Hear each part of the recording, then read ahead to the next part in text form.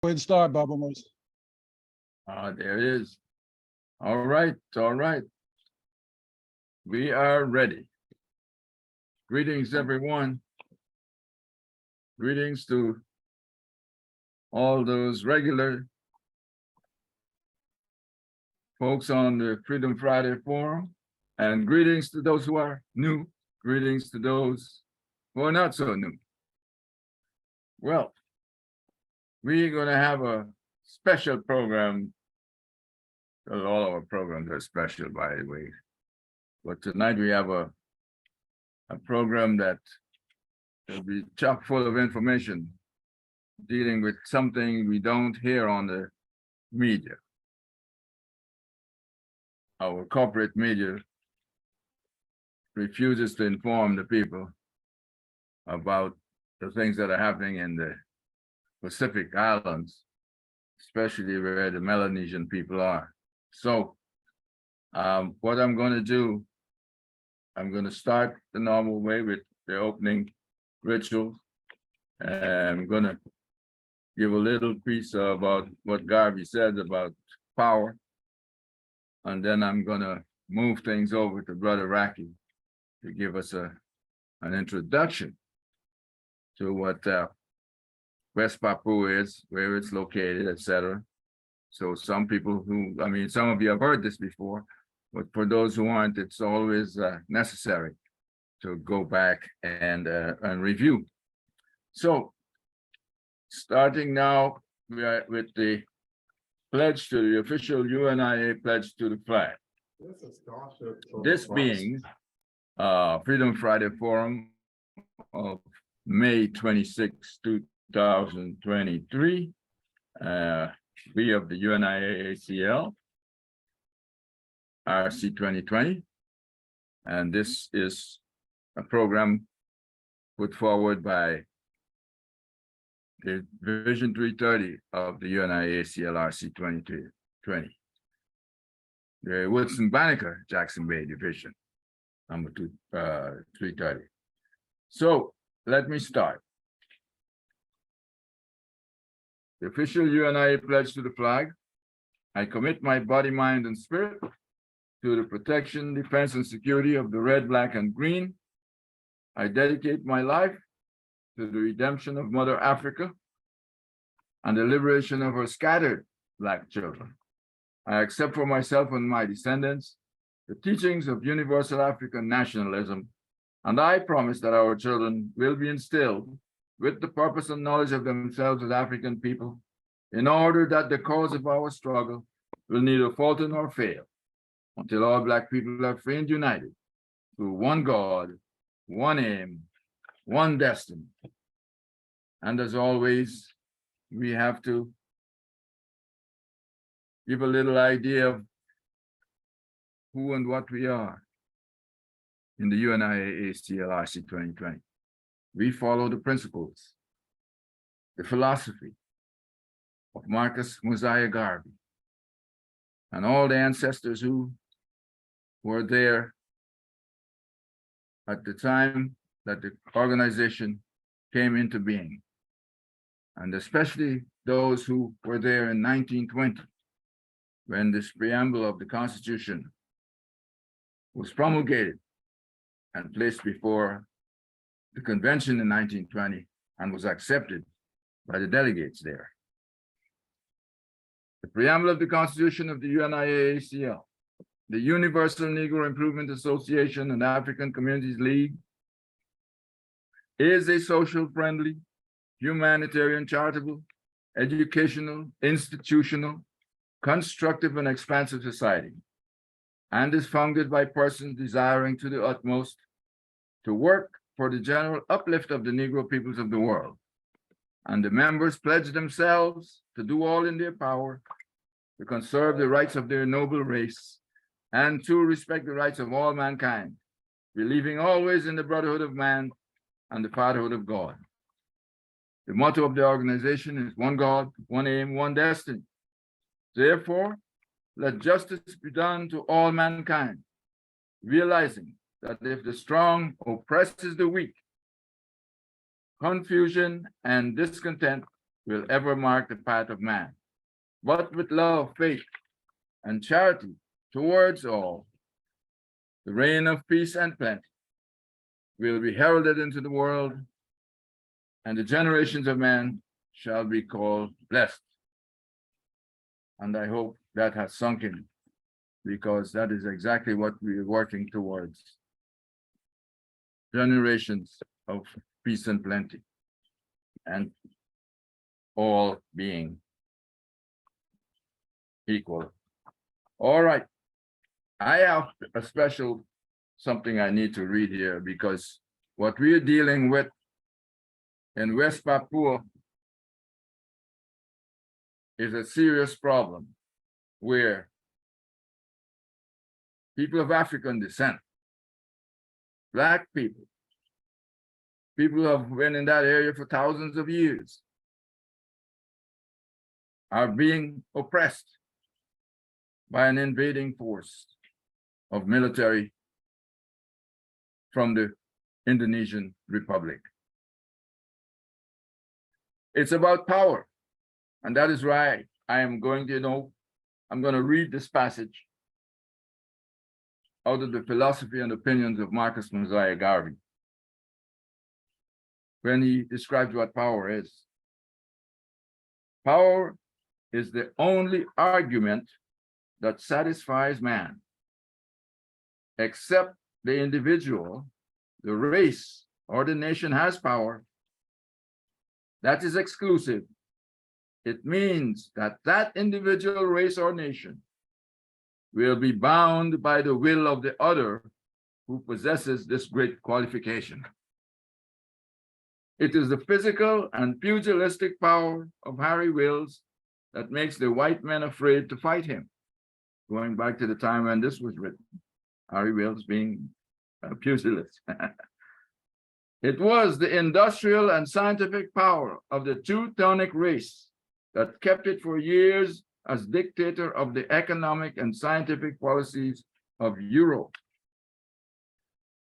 It is the naval and political power of Great Britain that keeps her mistress of the seas.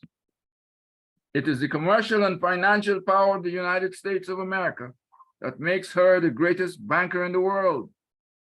It is advisable for the Negro to get power of every kind. Power in education, science, industry, politics, and higher government.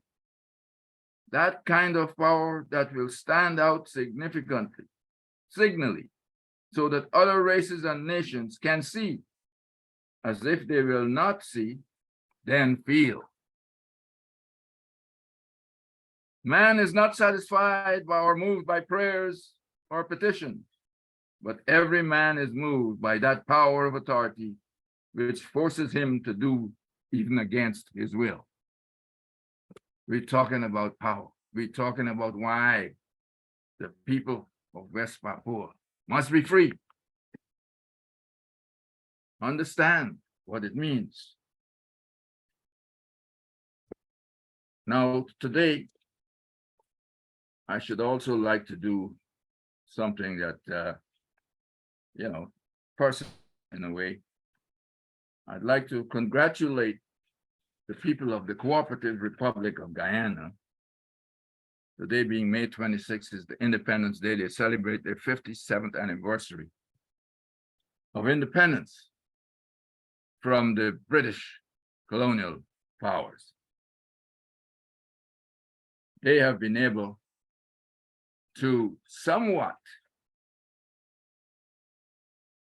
chart their path towards economic independence. They're still working on it because they got it. Political independence is what this 1966 declaration was. Political independence, because they, like many of the other colonial subjects moving into independence, had to depend on the financial machinations of the colonial powers. They had to continue to feed them with their raw materials of their resources, and they got the crumbs from the table of the metropolitan power. So power is very important. Even with that, people will still feel that they have the opportunity to determine their future. This is what the people of West Papua needs. They need the opportunity to determine their own future, not to be dictated to by a foreign military power. And so,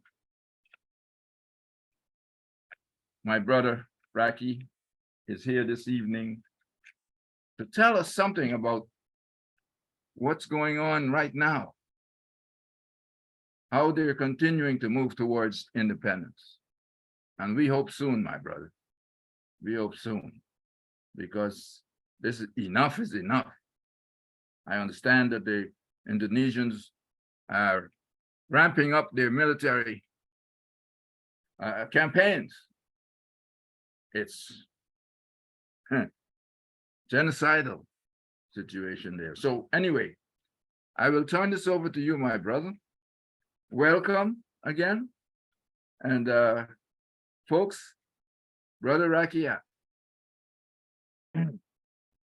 Thank you so much, Brother Babamosi and the other family members for joining us today. And it's absolutely a pleasure to be back.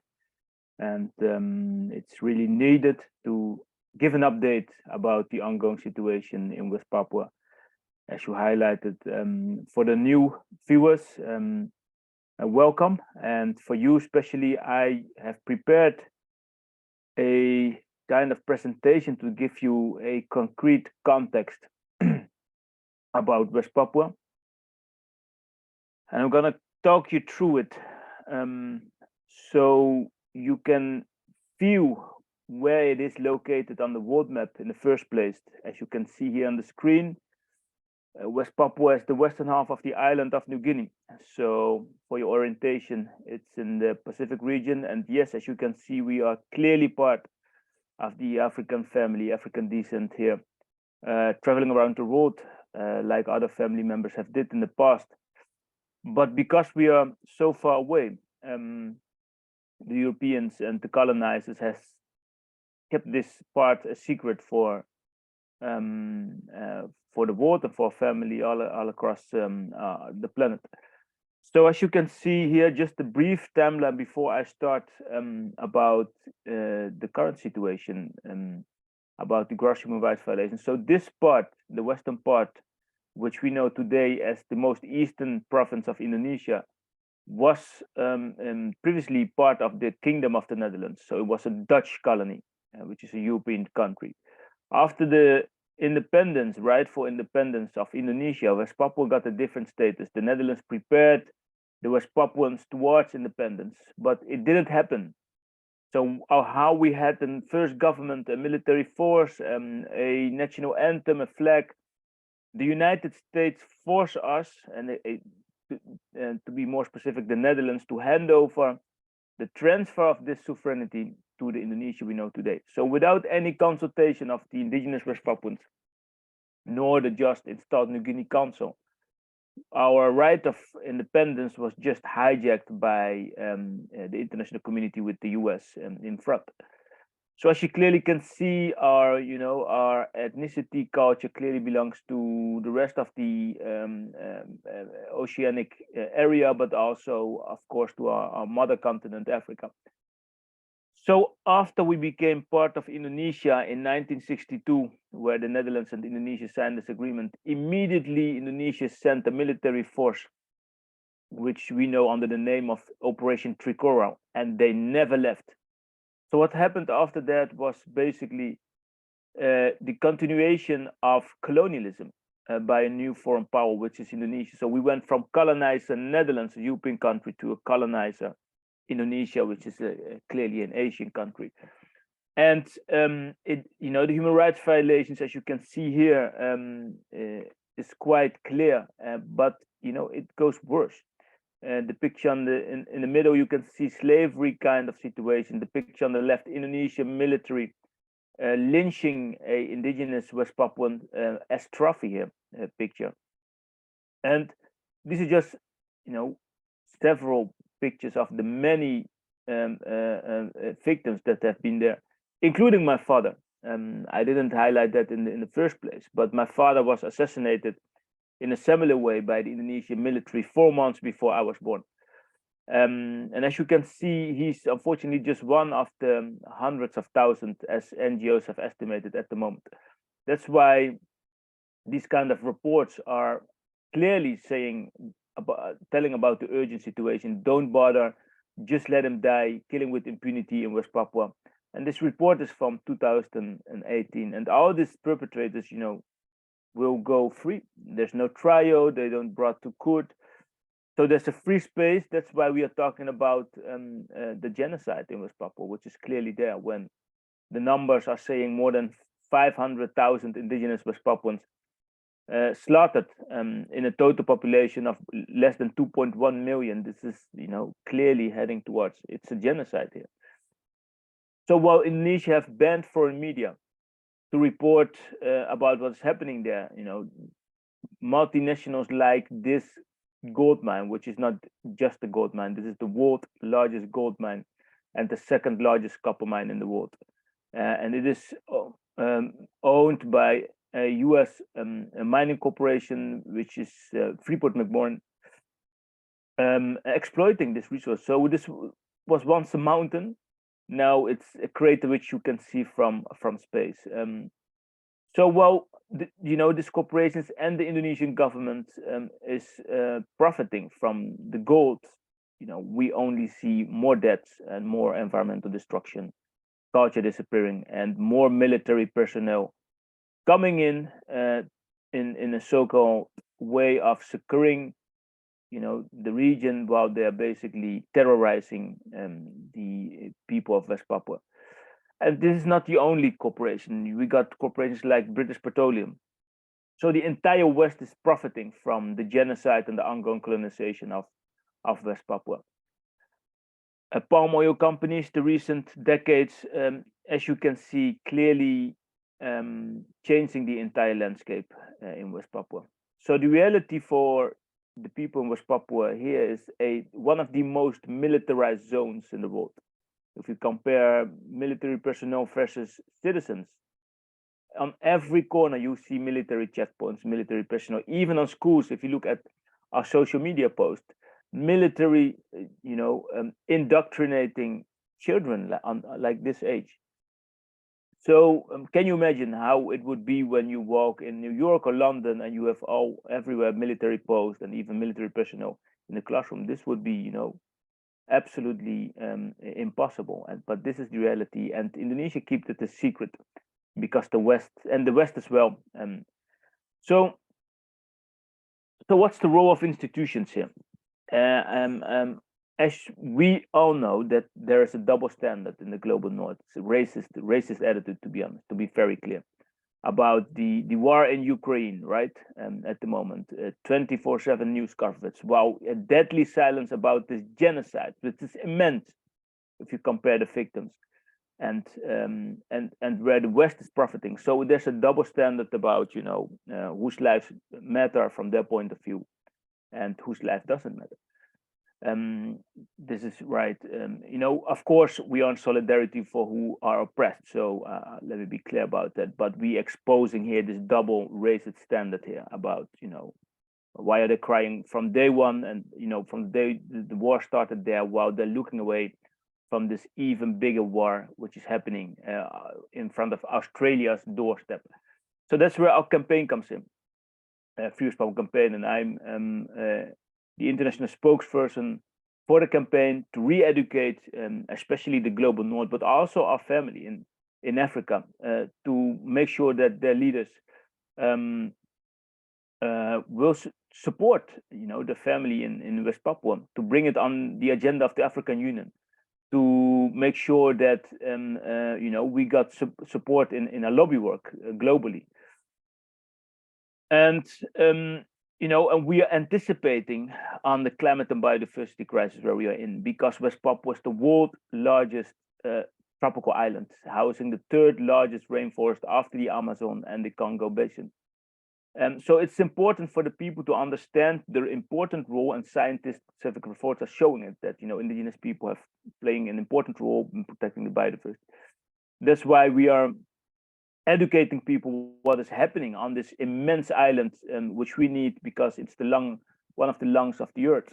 Well, when we can't protect the indigenous West Papuans, 500, the genocide, ongoing colonization, we won't stop deforestation, because Indonesia and the Western governments are exploiting the entire land for palm oil, mining, and so on and so on. So this is what we are anticipating on, and also we are bashing the environmental organizations about the campaigns on animals. Well, they should campaign for human lives, whether it is in Africa, in the Amazonia, in West Papua. If they have campaigned for the indigenous peoples, all these trees and animals were still there, because it are the indigenous peoples who are the guardians of this ecosystem for thousands of years. So that's where we are anticipating on a global level as well, because at the moment, for your context, Indonesia is the largest nickel exporter in the world, and nickel is a top 3 mineral for the EV batteries of the electric cars. So what we are telling, so who's going to pay the price once again for their so-called energy transition, for their sustainable energy? Well, it's the indigenous people of West Papua who already paid the price the last 60 years for the gold, for the copper, and now Indonesia is going to exploit our land once again for this nickel to serve the European Union and other countries for the so-called green economies. So this is where we come in with our vision, which is the Green State Vision, which is an indigenous cutting-edge proposal to the climate and biodiversity crisis, where we are saying, as soon as you give land back to indigenous peoples, whether it is in Amazonia, in Africa, or in West Papua, you will see that the ecosystem will flourish again, as it had done for thousands of years. So they have to give us, guardianship and control back of our lands, and we're gonna stop the human rights violations and not manipulate the environment. So together with independence leader Benny Wenda and a brother from Africa, Ghana, we traveled to COP27 to lobby with African delegates, and we had an amazing mission also with the government officials from respective African countries and other indigenous leaders, to make sure that they understand what is happening in West Papua and how they can support our Green State Vision. And of course, lobbying in the Dutch parliament, where I am based at the moment, to lobby at least the former colonial power to do their part and take their moral responsibility regarding what they have created in West Papua today. Anticipating on the global news, where indigenous leaders recently in the UN, at the UN Permanent Forum on Indigenous Issues, have indeed called out the West for the green colonialism, because of their need for resources which are based on mostly on indigenous lands. But the best part is, as Baba mostly mentioned, so what's the way forward? I'm really optimistic. I've just outlined some layers for the newcomers about the situation in West Papua, about the ongoing colonization, about how these multinationals are exploiting this colonization and our land for their benefit. But the people are not sitting still. We have mobilized the nation. We've collected more than 1.8 million signatures in the last 5 years, which is almost 70% of the population. And we have mobilized the people to work towards the region. As you can see here, you see 6 flags, and West Papua is one of them, and the other flags, this one is from Papua New Guinea, Solomon Islands, New Caledonia, Vanuatu, and Fiji. And what we are hoping is that the upcoming leaders summit of these countries, which will be held in Vanuatu, begin July or end of June this year. Well, I'm going to travel there to campaign the last weeks, because we can be voted in to become a full member on this intergovernmental organization. We know that Indonesia is at the moment in these countries with an airplane full of stuff to buy away political support. But at the moment, we got 3 countries out of these 5 who are supporting our liberation movement for full membership within this intergovernmental organization.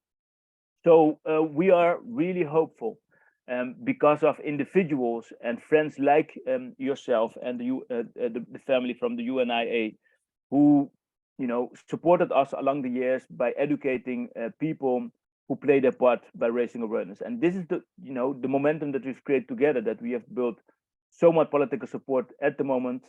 We've also got more than 84 countries globally demanding for this United Nations human rights mission to West Papua, including the African continent, South America, and the Pacific region. So this is in a nutshell, Brother Baba Moshi. For the people who are watching this, they got a clear update about the current situation in West Papua, but also about the immense momentum that the liberation movement has created with very, very little resources, but because of the commitment, understanding that if we won't do anything, we were heading toward an extinction under this brutal colonial power Indonesia. I leave it there, and I open the floor, Baba Moshi, with if you think that's right, for questions. Would that be an idea? Yes. Thank you, brother. Thank you very much. Yes. Before I say anything else, let me ask if there's anyone has any question from what Brother Raki has just told us. I don't have a question. I just want to thank my brother for coming and sharing with us and assuring him that not only our division in Washington, D.C., but wherever we have divisions, we're going to keep this on the front of the minds of African people everywhere, because we see this as a very critical situation that's taking place with our brothers and sisters there. So I'll open it up for others to question, but I just want to assure you, my brother, that thanks to Baba Mosi, Division 330, the whole government of the UNIACL, which is working everywhere to address issues of oppression of African people everywhere, even here in Washington, D.C., the so-called capital of the world. We got problems here. But the problems that you're confronted with are super critical as far as we see it, because not only are our brothers and sisters in large numbers being exterminated, but the land is being torn to pieces, which is causing climate problems all over the world. As you said, we got to get back to the tradition. So thank you again, and I'll turn it back over to Baba Mosi. I just want to assure you that not only our local division, but our whole government, and we will be discussing this at our convention in Oakland. So keep us abreast, as you always do, of development, so that we can continue to try to wake up our brothers and sisters everywhere to how important it is. Anybody anywhere that's African, that's under oppression, oppresses Africans everywhere. Thank you, Brother Senghor. Appreciate it. Yes, Brother Raki. You did mention, I'm not sure if you mentioned the name of the Melanesian Spearhead Group, but you did mention something. At least the flags were up there in your presentation. So how are developments with them in their support for West Papua? Because I know they're getting a lot of pressure. So are they with you solidly, or how are things? Yes, thank you, Baba Mosi. Good question. Yes, so there's have been a quite important turning point here. So the last 5 years, we have become a so-called observer member within this Melanesian Spearhead Group. So an observer member basically means that you can sit there, you can follow the discussions with the countries, but you cannot bring input or put something on the agenda. Only full members can participate fully in that intergovernmental organization. So our hope was, for almost 3 to 5 years, we lobby with this government in the hope that they will vote us in to become full member. And this year we got a quite unique turning point, because we always were stopped by whether or Papua New Guinea or Fiji, because of their economic relations with Indonesia, which is very strange, in Australia. And this has a colonial background because of Australia's important role here as well. But we have a important government change this year within the country of Fiji. And when our independence leader Benny Wenda visited Fiji at the beginning of this year, he met the new prime minister, and the new prime minister of Fiji openly spoke for support of the application of the United Liberation Movement for West Papua. So this is a quite important turning point. So now we got Vanuatu is always consistent leader within the Melanesian Spirit Group and globally as well, facilitating our liberation movement. So we got Vanuatu here and Fiji and New Caledonia as which has a liberation movement as well. They want to separate themselves, of course, from colonial force France. So we got 3 out of 5, which is a new important step. So the efforts for the upcoming weeks will be to make sure that, and that's why I'm going to travel to the region as well, to mobilize the people in Solomon Islands and Papua New Guinea. And we have seen that the U.S. Foreign Affairs Minister have visited very recently, I think last week, Papua New Guinea, for security treaties with Papua and PNG because of the geopolitics there and China influence, which is not in our interest at all. But we know that the government of Papua New Guinea has always been somehow been influenced by the US, by Australia. That's why we have planted seeds there, I think 10 years ago, to educate our brothers and sisters on the other side of the border, to understand how colonialism is still very much alive there. And that's how we have changed the landscape in the Papua New Guinea politics. And that's why we are even there's direct contacts with independent leader Benny Wenda and heads of governments in Papua New Guinea. So concrete, we got 3 out of 5 countries backing us at the moment. So that's quite unique. So we are really hopeful that the upcoming Leaders Summit, which will be held at the end of June or beginning of July, that we can have a very positive outcome here. And we know that Indonesia, as we speak, is in Vanuatu with the airplane full of goods to play a good neighbor there because of the storms that have been hit our brothers and sisters in Vanuatu. But the reason they're there is, of course, to buy away political support by these 5 countries. But we are hopeful because we got openly known also the Minister of Climate and Foreign Affairs of Vanuatu have said, now it doesn't matter if Indonesia give us goods, that's good, but we won't change our position for the support of West Papua becoming a full member of this Melanesian Spirit Group. So the signs are very positive. And so the upcoming weeks, once again, we're going to the region to lobby for Papua New Guinea and Solomon Islands to make sure that we will have these 5 votes in favor for the West Papuan Liberation Movement. And this can be a quite big turning point in our history. So you can imagine that, not only me, but the entire liberation movement is quite excited. But we're not there yet. But that's why it's really important to put pressure on those governments and mobilize the people in the region. And that's what we are going to do the upcoming weeks. And I see a question there from Mama Tendai. Yes, my question was, as you go to this meeting, would it be helpful if you had any kind of a letter or something from UNIA supporting you and supporting your position and asking them to consider?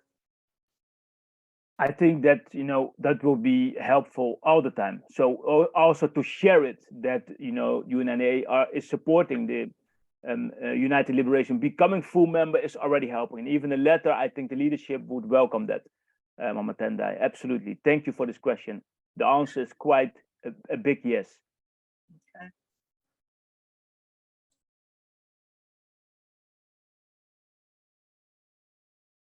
Other questions, feel free to ask or remarks or. Yeah, Brother Aki. Let me say, I want to go back to the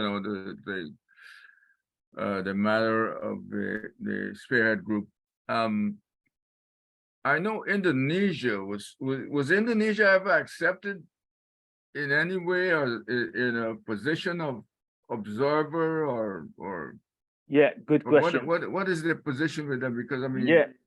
So Indonesia is a so-called associate member, and that's it's partners can be voted in by the member states as associate member. So, but associate member, can't put anything on the agenda. They're just there as partners, so they're welcome to listen and to hear. And we are going to campaign as well for the upcoming summit, to make sure that Indonesia will be kicked out of these Melanesian spirit group. They have nothing to do there. So that's we have got two targets in the upcoming summit, which is trying to become full member and asking the leadership and the people in Melanesia to kick Indonesia out of this Melanesian spirit group. This would be a strong signal for Indonesia. That's why they are very afraid, because when we achieve that, they're gonna lose a lot of credibility and support. And so that's what we are trying to achieve for the upcoming summit. Yes. Is it that the islands that are reluctant to fully come on board with you, that they have commercial or economic relations with Indonesia that's somehow threatening to their status? Yes, I think that's quite clear the case.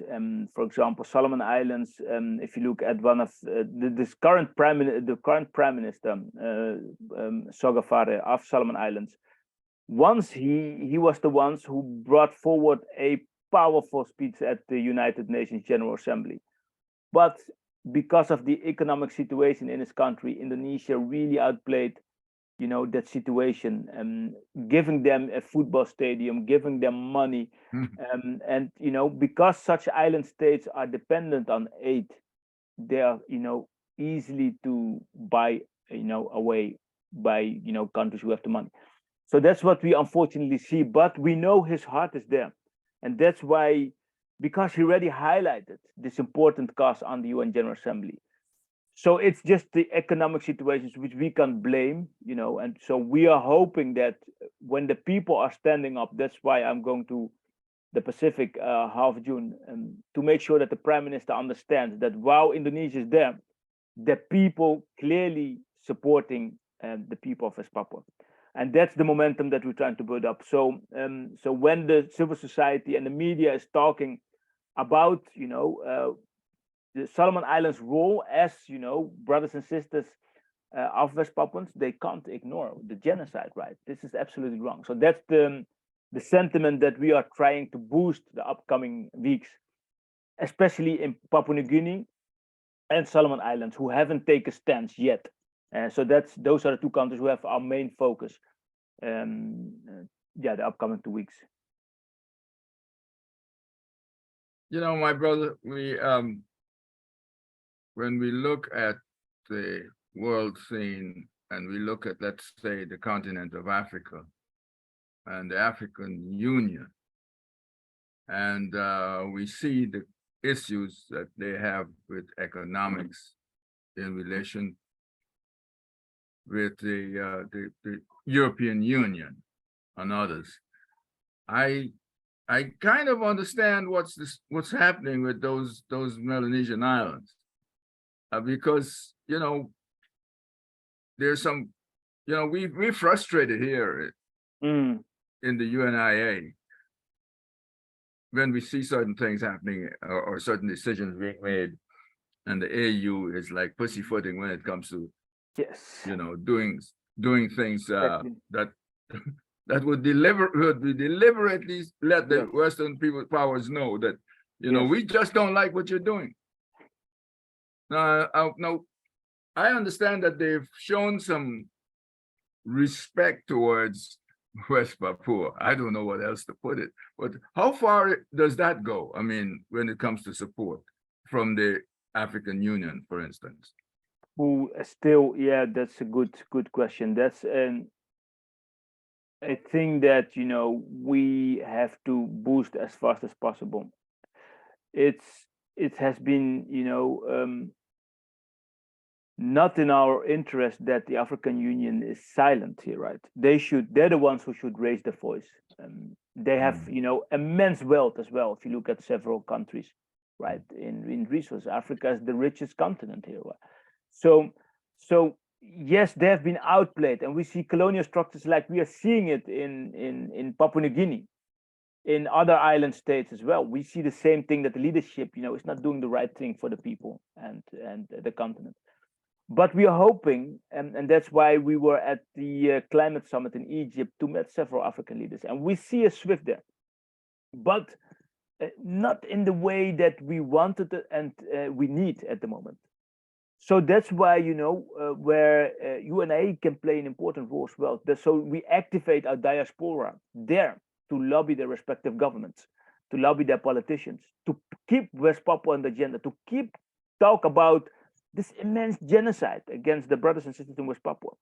Because if they know it, I'm sure that they can't look away. They will do something. And this is where, all of us, can play an important role, because our capacity is the problem here. We're doing this besides our jobs. We don't got the support that the people in Ukraine is getting with weapons, with training, with billions of money, right? That's our challenge. Because if we got that, we finished Indonesia in 1 month. If we only got weapons, if that was only the case, we finished them. So this is where the African Union can play and should play an important role to back the independence struggle of West Papua, as many others did in the past as well. Yeah, I see Mama Tenda and Baba and Brother Mama Tendai was up first. Yeah. But My question was, I remember at the meeting of the UN, Solomon Island, their position, they kept pushing the issue of climate change and how it was going to affect their islands. They'll be underwater as we continue the way we're going. So my thought was perhaps working with them in terms of the climate change. I'm thinking about the thing that I sent to you all about President Ruto, talking about the resources and how Africa and African diasporan countries actually can solve the climate issues, okay, which is a position that you are talking about.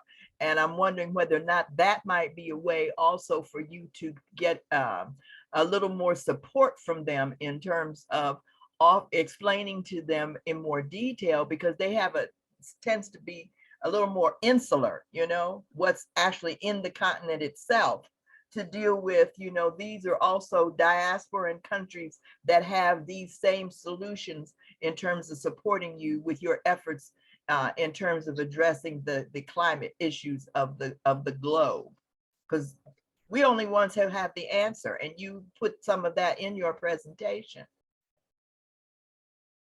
Thank you for bringing that forward, Mama Tenda. That is absolutely true. So the reason that we have launched the so-called Green State Vision that I brought forward in my presentation, I'm gonna show it here again for the viewers. This is the website, greenstatevision.info. As you can see, we are strategizing our moves in the region, because we know the top agenda for the Pacific Island nation states, including the Solomon Islands, is climate change. Due to global warming, their states are literally sinking under the sea level. So we are anticipating here, and we are educating those leaders that the reason that you are in the middle of this climate crisis is because you have looked away for much too long about what is happening on the island of New Guinea. Because if you put West Papua on the agenda, including all the lives of indigenous peoples, 50 years ago, all this force were still there. All these extractive industries like the BP, as I highlighted in my presentation, couldn't, extract so much fossil fuel and put it in the air. It's that simple. So that's why we brought anticipating on this climate crisis, because it's the #1 agenda for all Pacific Island nations. So we are telling them, and I'm going to meet the climate justice movement, which is very strong in the Pacific, to educate them. The sooner that you liberate West Papua, the faster we can protect the forest, who are the lungs of the earth, and we can capture this carbon in the way that indigenous people have done it for thousands of years by keeping this planet in balance. So the longer you look away, the faster the forest will be cut off, the faster these extractive industries will destroy it, and the faster your islands will sink. It's that simple. And that's why we are looking forward to educate especially the leadership there, telling them, if you talk about you're worried about your island sinking, you should even be more worried about Indonesia destroying the forest in West Papua.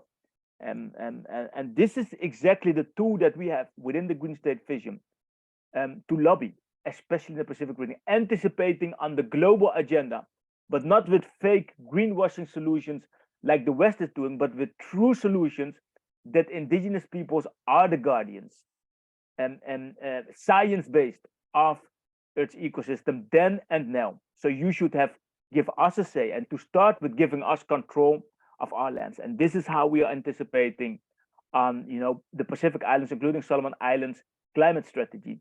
So thank you so much, Mama Tendai, for bringing this forward. And this is exactly how we are anticipating in the region, but also globally on the issue of climate and biodiversity crisis. By bringing forward, give the land back to indigenous peoples, whether it is Australia, North America, Amazonia, Africa. As long as we control our land, the forest and the ecosystems will flourish. That's simple. So, brother Rocky, thank you so much for that. That's very, very important. And thank you, Tendai. Brother Rocky, my question is, what other very progressive groups, I'm not talking about the African Union, I'm talking about progressive Pan-African groups, have been in contact with you? I know the reason I ask that is because, you know, the UNIA sees itself as a representation of all Africans, regardless to what entities they may be with. And there are a lot of progressive groups that we're working on establishing memorandums of understanding, which we call decrees of Mahat with, because of some of the issues with leadership, and I won't go all into that. But just give us an idea. I mean, has the All African People's Revolutionary Party, different other groups, have they got in contact with you? Because if they have, good. If not, we can help in that regard with sounding the call and alarm with them as well. So, you know, like the Friends of the Congo, there's a lot of groups out here that are progressive that certainly will be supportive of you. So if you could, have they been in touch with you? Wow, thank you, Brother Senghor. No, definitely not. You know, I'm not in touch with any other besides you here. So I think that can be that should be an important opportunity for us to at least, you know, be connect with them and see how we can collaborate and scale up support within the, you know, the progressive movements within the African diaspora here. So I think we have some contacts with solidarity groups in South Africa.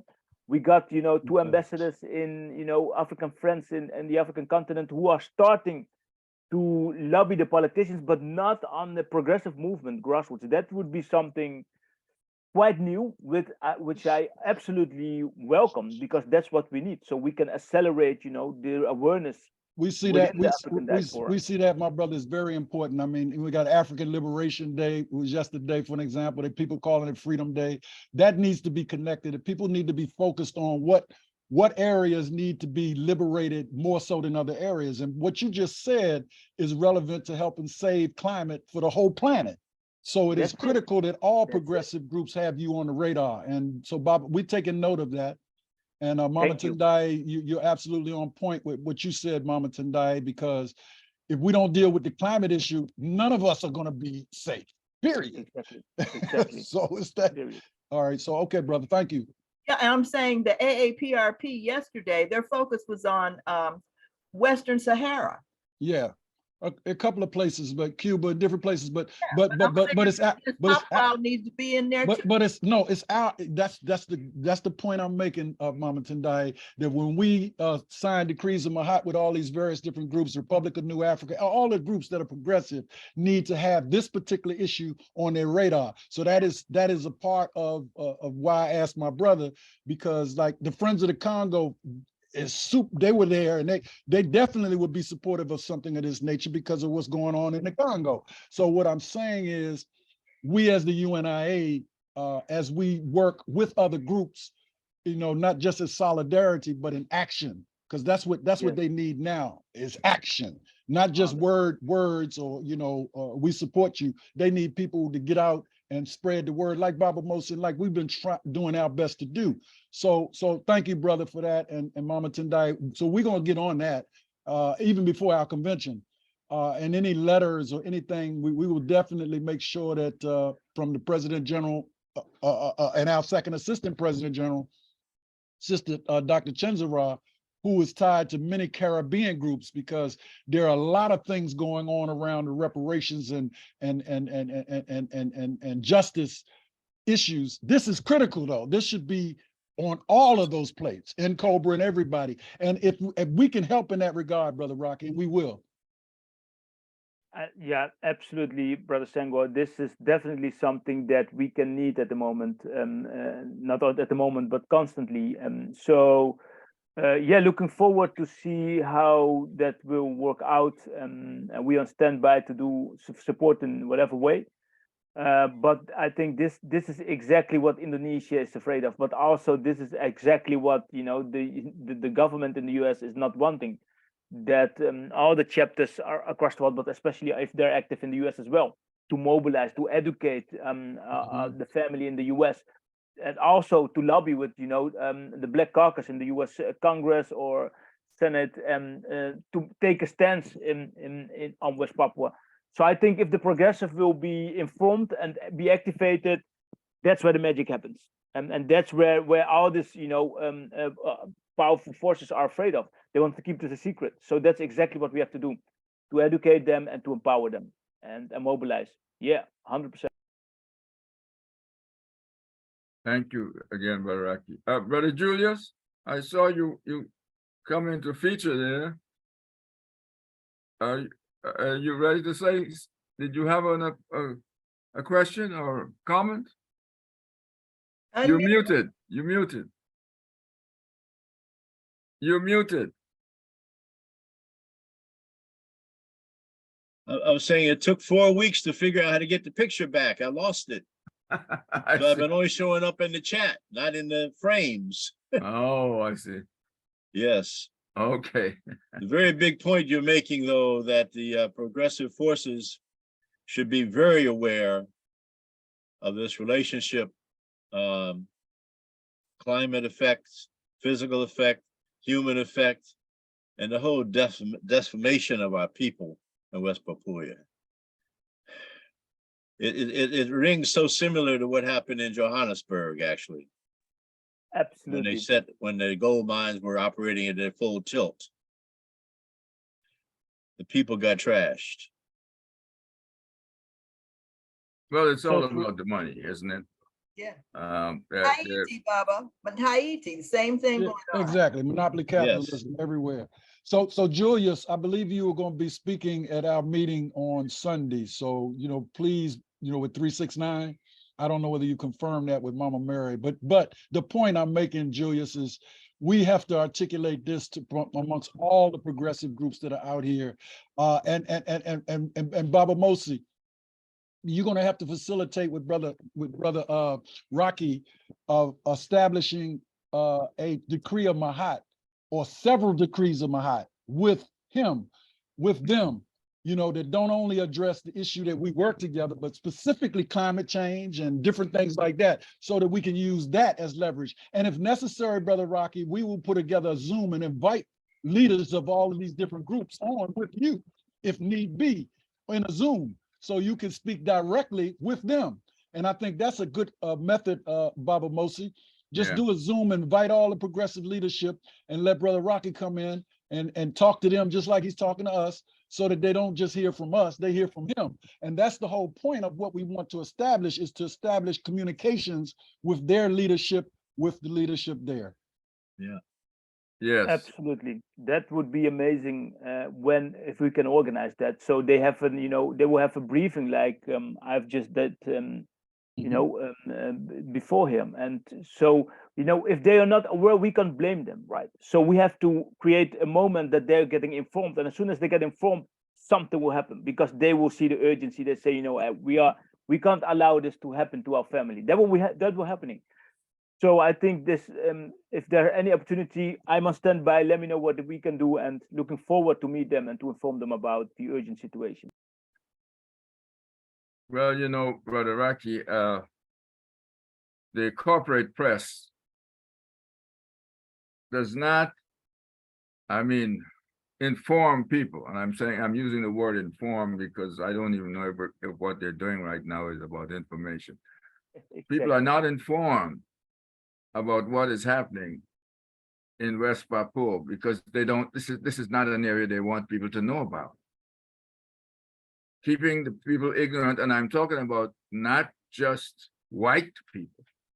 I'm talking about everybody, because this is about capital, it's about profits, it's about money.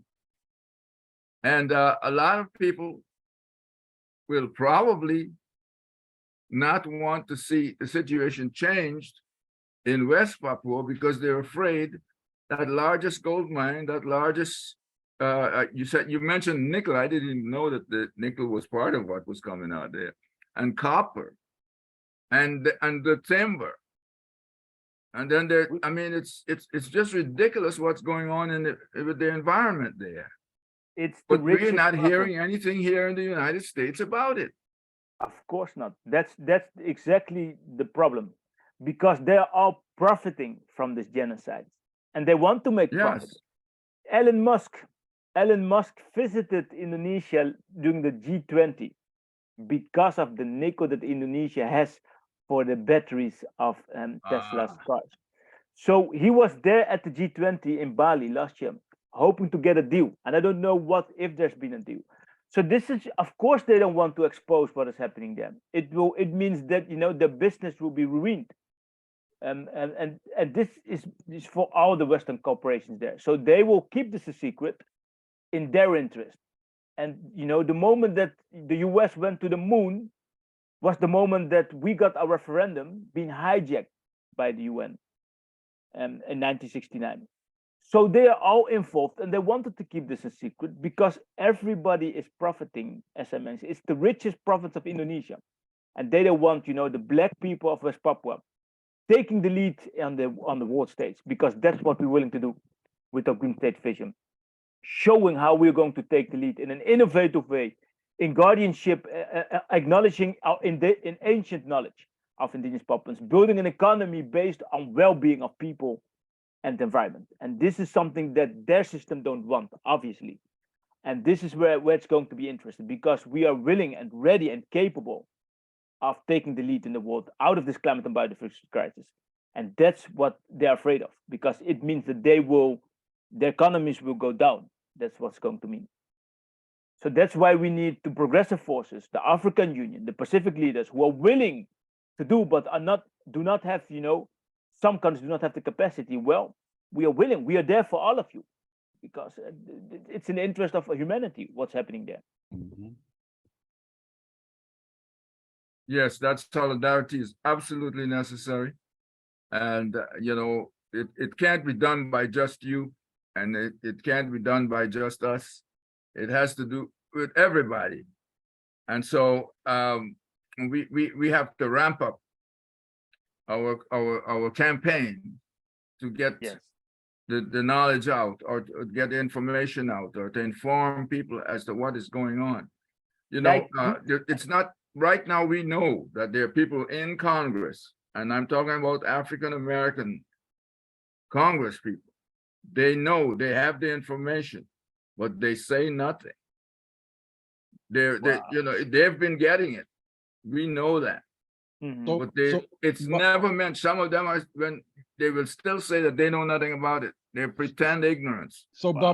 Baba Mosi, it comes right Yes. back to power is what we're talking about, power. Yes, it's And, power. and I beg to differ. A lot of them know, and a lot don't know. There's a lot of people Well, ignorant. true. So we need to go after the progressives and make sure that all progressives are in line to put pressure on everybody. And I think that's the approach, because we know we've been dealing with the African Union and stuff for years.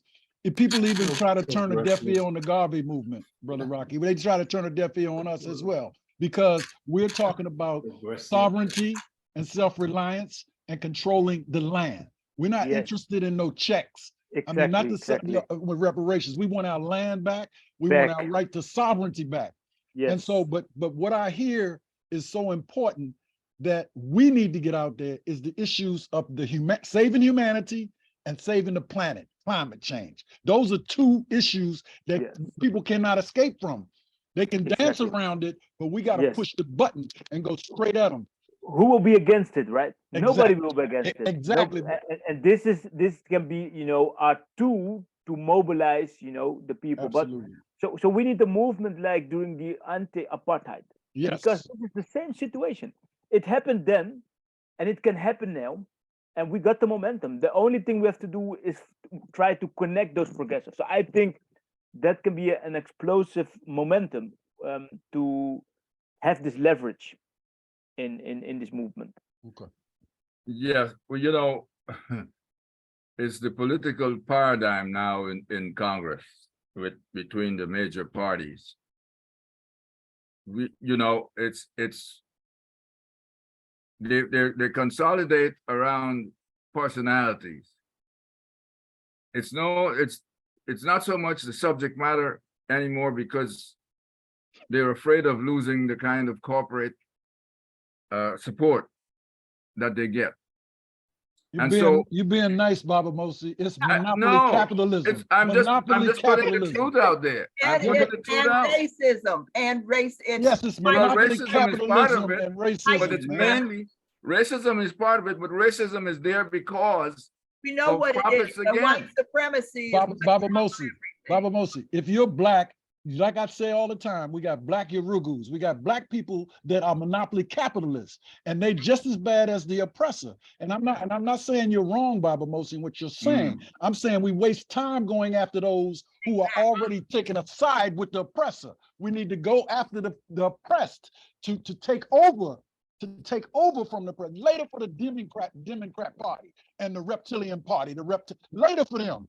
We got to go to the masses of our people. Later for the media, the white media. We got to create our own anyway. But I've kind of got kind of excited about it, because you can't talk to those people who already know and don't want to do the right thing by humanity and the right thing by the planet. To heck with them. Let's go after the people, because the majority are still the people who are ignorant to even, some people don't even know about the location.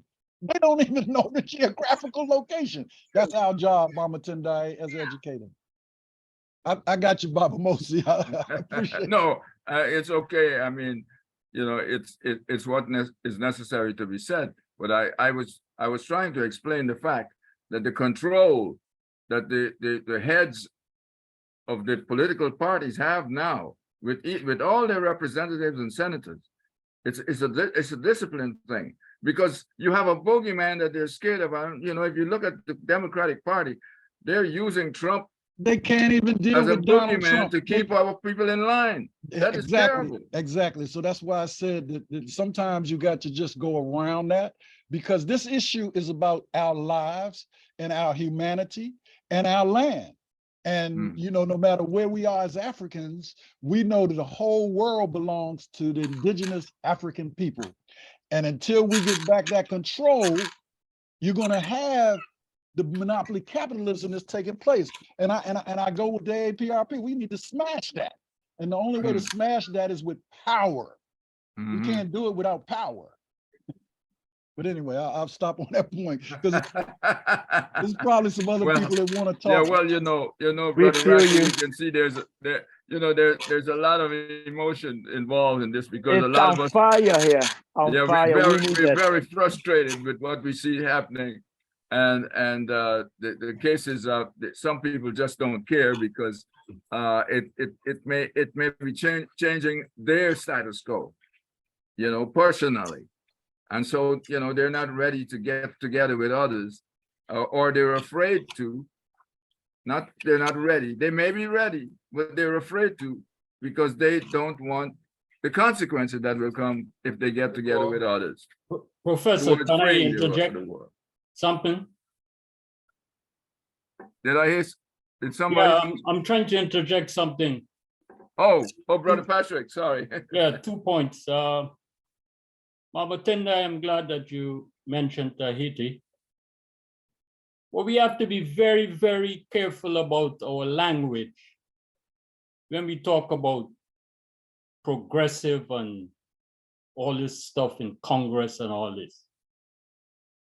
That's my 2 points. In terms of pushing education, we have to be very, very careful about our language. I'm not so sure. I'm sorry. Some folks are coming in now, so you may be hearing some noise in the background. Well, the case is that we're just trying to speak the truth, speak truth to power. You know, even if the language may be objective, I mean objectionable Yeah, to but some others. who's progressive? If you could name me somebody progressive in Congress. No, well, we're not just talking about Congress when we talk about progressive people. No. Well, progressive, maybe, I don't know, there may be several levels, but we're not talking about congressional progressive people. Well, you know, there is that label of progressive that comes out of the corporate press. Some people who, because they may be pushing for justice, so long as they're calling for justice and LGBT and issues and so on, that they're liberal or progressive. So in that sense, you're right. The word progressive is, you know, has to be carefully looked at when we're using it. So yeah, but no, we are not saying that there are a whole lot of people in Congress who are oppressed, and even if you have people with empathy for West Papua in there, they're not saying it, they're not putting it out, and we know they're getting the information. We know that. Yeah. They're distracted by Trump, by keeping Trump out of government, and so they're going along with the measures being used to keep them in line. So they're not going to be bringing up anything that will make them look like they're going somewhere to the left. Baba Mosi, I just really would hope that when I say progressive, I'm not speaking about that. I'm talking revolutionary people, and I'm talking about people who are serious about taking back what belongs to indigenous brothers and sisters. And we do have to speak truth to power, and we ain't got no time to be afraid. They're killing us every day. So we don't have time to be afraid and all that, but speak truth to power, even to the enemy.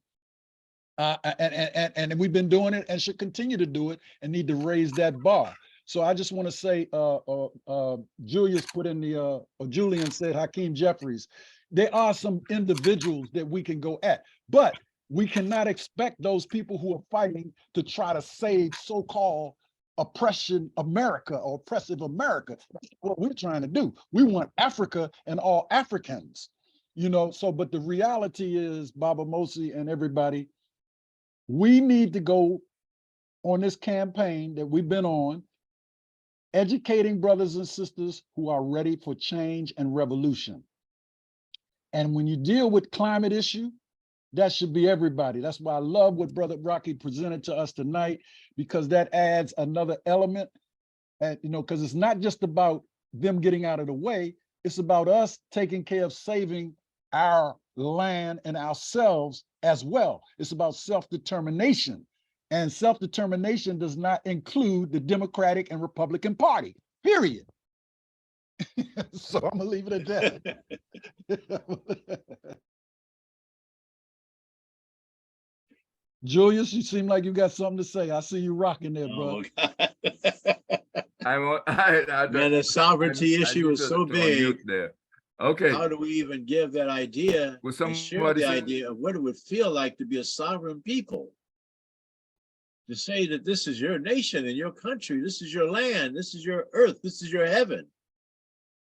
And you have to defend it, but you have to build on it in order to defend it. And that's always been the big move that Garvey represented, is he built the industries around the ideology, around the philosophy. And until we have those industries in place, that's the element of power we have to be able to provide services to our own people. And them learn that they have respect for what we build and how we do things. And so they're listening from the good works. One of the important factors is that economic power is lacking among African people worldwide.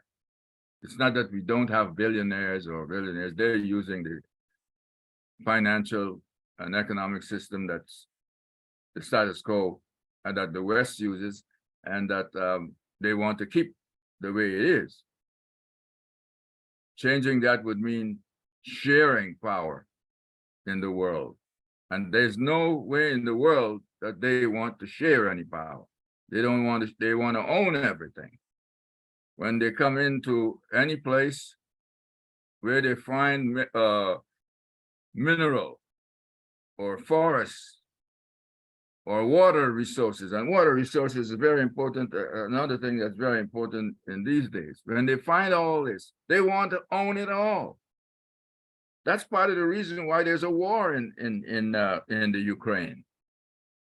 It's these people who want to own everything in the world. And if, you know, when somebody else is going to say to them, look, you know, you need to treat these people different, or we are going to treat these people, we're going to trade differently with them.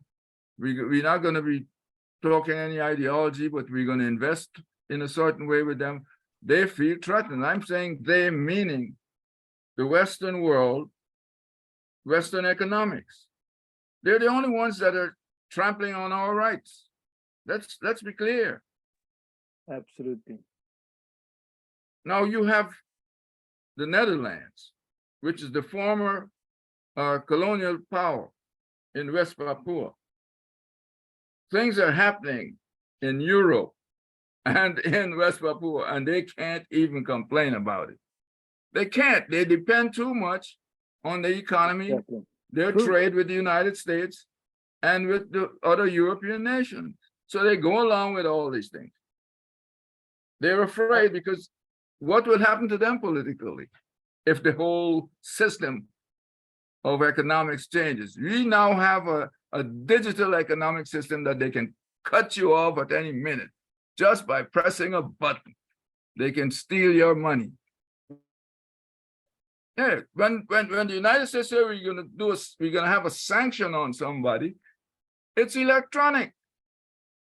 They cut off your access to your own money in Western banks.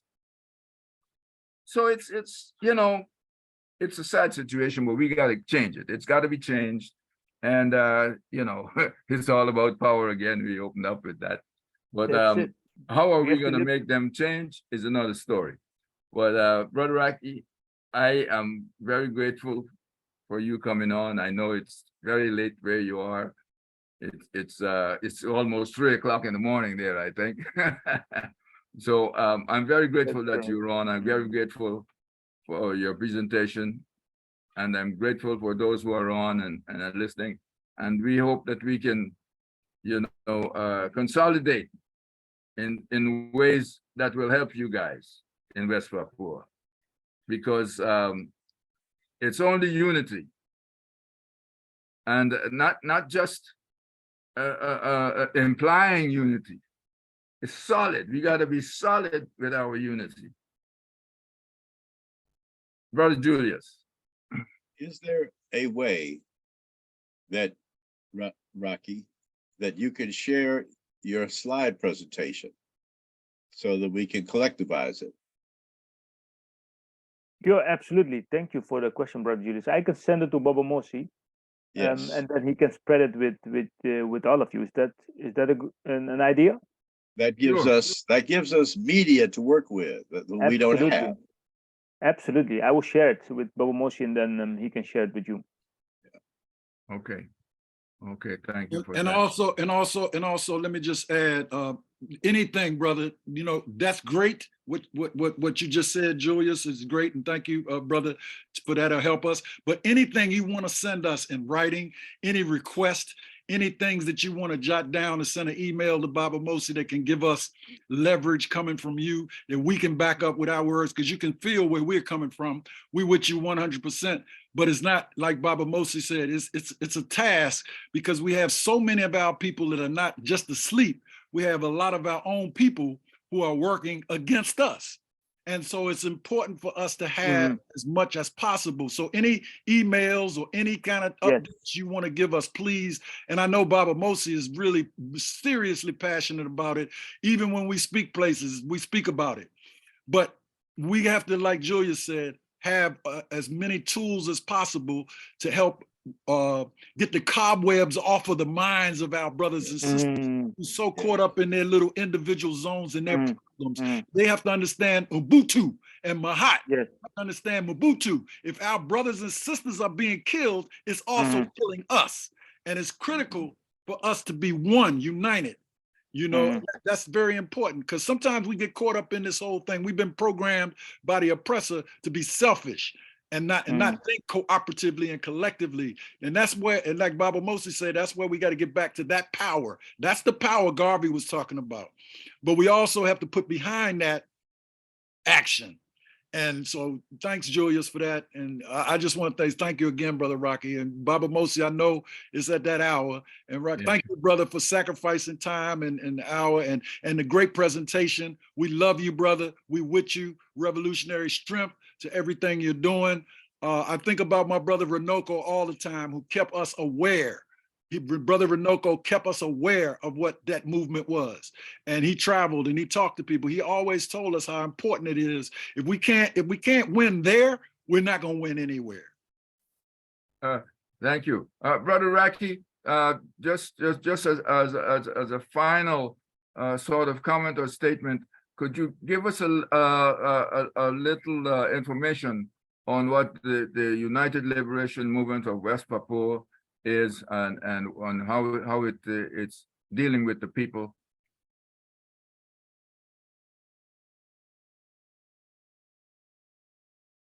Did you hear me? You're still muted. Brother Raki? Oh, did we lose you? Oh. Something is happening there.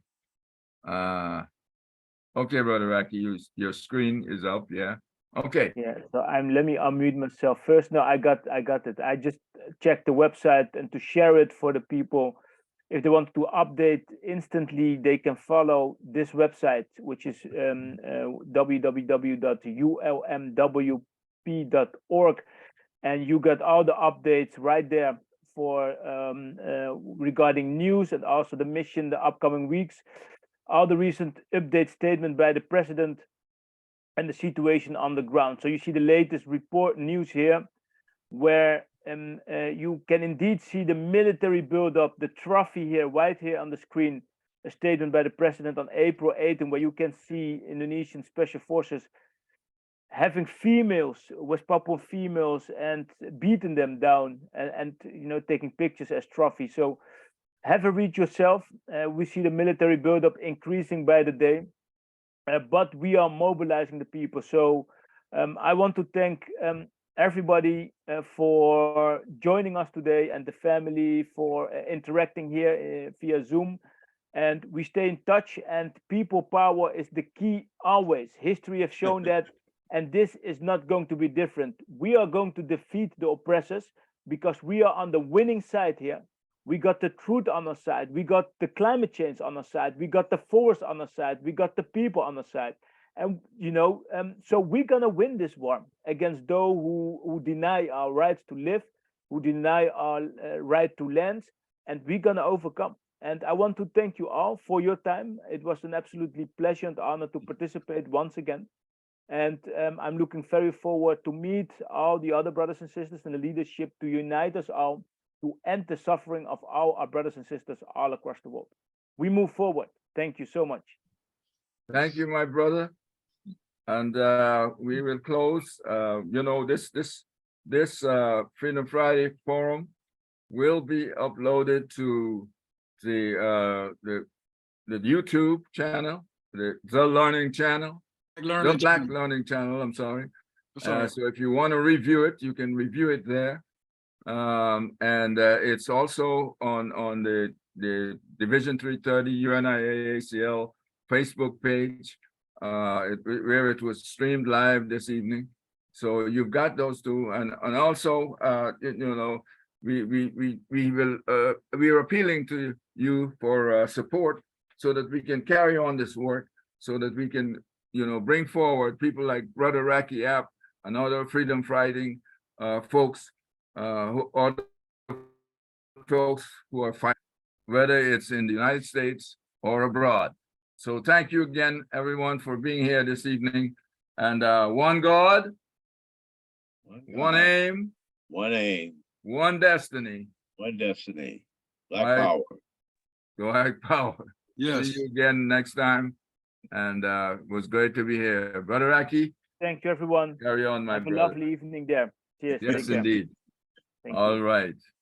Okay. Brother Heru, I guess we can close on the recording.